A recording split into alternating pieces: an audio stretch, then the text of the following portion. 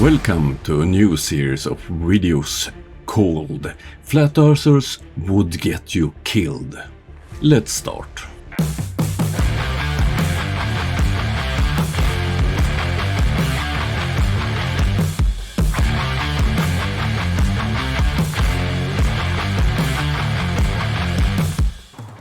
First of all, I want to thank all my patrons, members, donors and subscribers. All of you are important for me. Thank you very much. In my line of work as an officer in the Navy, it would be a nightmare to have a colleague that believed that the Earth is flat. If you had a flat earther in charge on a military vessel, it potentially would get you killed. That's the theme of this series of videos. The first one will be about the Falkland Wars. Let's start.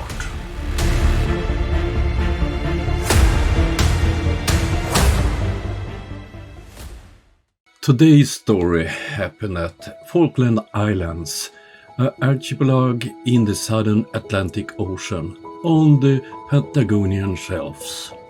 It's a part of United Kingdom and is located about 500 kilometers east of Patagonia coast in South America and about 1,200 kilometers north of the Antarctic Peninsula.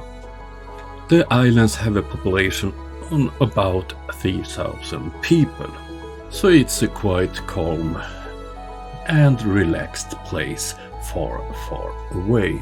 But this quickly changed on the 2nd of April 1982.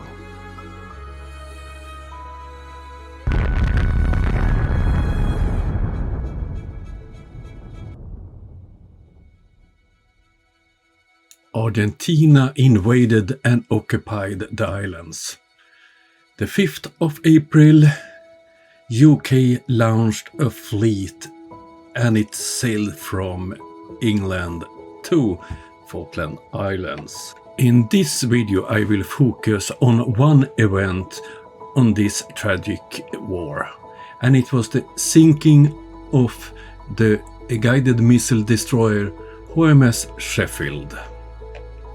At 7:50 on the 4th of May 1982, Sheffield was spotted by an Argentinian Lockheed SP-2H Neptune, a patrol aircraft. The Neptune kept the British ship under surveillance and verified Sheffield's position at 8:14 and 8:45. The Argentinian Neptune was spotted by the British Armada, and they didn't see it as a threat. They did know that it was a patrol aircraft. Two Argentinian Super Entidades, both armed with AIM-39 Exocet robots, took off from Rio Grande Naval Air Base at 9:45, and on the way they met up with a KC-130 Hercules tanker to refuel at 10:00. At 10:35, the Neptune patrol aircraft climbed to 1,100 meters and detected Sheffield and another Echo once again. A few minutes later, the Neptune updated the Super Estadas with the position. Both Super Estadas was flying on a very low altitude. At 10:50, both climbed to 160 meters to verify the contacts, but failed to locate them, and they returned to low altitude. They later climbed again, and after a few seconds of scanning, the target was visible on the radar screen. They did go down to low altitude again, and they put the locations into the weapon system, and after last minute check they launched their Exocet missiles against Sheffield from a distance of about 45 kilometers. One of the Exocet missed Sheffield, but the other one hit her.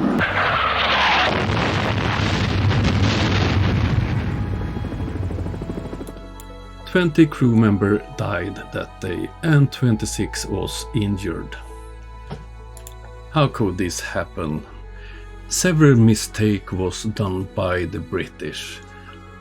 One ship, Glasgow, did see the aircraft when they did pop up on a higher altitude to check, but then they disappeared again, so the warning was yellow, so it was not considered a real threat. And one other problem was that they didn't have an AWAC up in the air, so they could see for longer distance. A very strange problem on Sheffield was that the radar was blocked for a while because of a satellite call from the ship to UK. But Sheffield wasn't the only ship in the area, it was several ships and other planes. So the main problem was the flat earth killing one. In this video I will concentrate on the main problem, the radar horizon. That is the main reason why the Argentinians was able to sink Sheffield. The airplanes that attacked Sheffield had a top speed of 1,200 kilometers per hour, and they were flying at 30 meters over the surface of the sea. And the Exocet missile had a speed of 315 meters per second. So, how far could they see the planes? On the ships I'm used to, we have the radar at 20 meters, but Sheffield was a bigger ship. So let's guess that it was about 30 meters up. The Exocet flies about 3 meters over the sea, so it would be visible about 25 to 28 kilometers away. So from them detecting the missile it would take roughly 70 to 90 seconds before impact. And the range of the missiles is so far that it could be fired from a plane on the height of 30 meters outside the visible range of the ship's radars. In navies around the world and air forces, this type of tactic is used even today. We are using the horizon to hide our attacking missiles. One good example is the Russian warship Moscow, the biggest Russian warship in the Black Sea that Ukrainians sank some weeks ago. They did fire 2 similar anti-ship missiles and did take down this big ship. The Ukrainians used a drone to confuse the Russians, so they looked at the drone and didn't see the missiles in time. The Argentinians did something similar when they were attacking Sheffield. They had a business jet, a Learjet, up in the air as a decoy. According to the Flat Earth Comedy Club, there are no radar horizon. The limitation is because of angular size, atmospheric conditions, and a lot of other crap. But we who lives in reality knows that we have a horizon, and it's easy to calculate how far away the horizon is using the R value.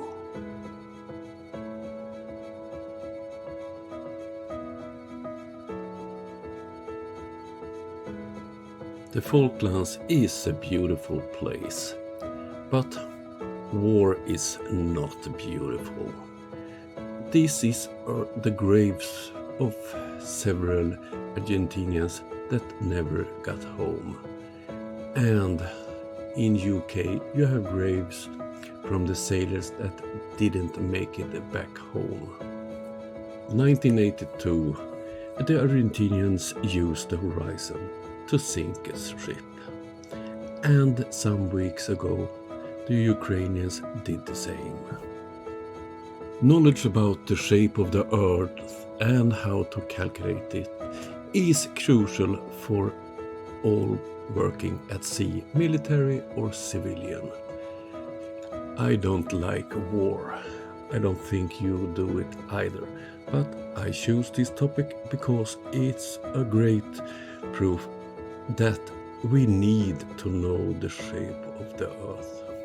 This is the first video in a series about why believing in a flat Earth can potentially be dangerous for others.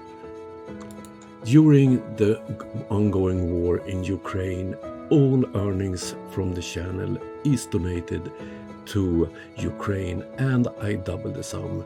It's ads, super chats, memberships, and now you also can use super thanks. You have a link under the video. And if you don't want to give YouTube their part of the money, you can donate using PayPal. Okay, thank you for this time. See you in the next video.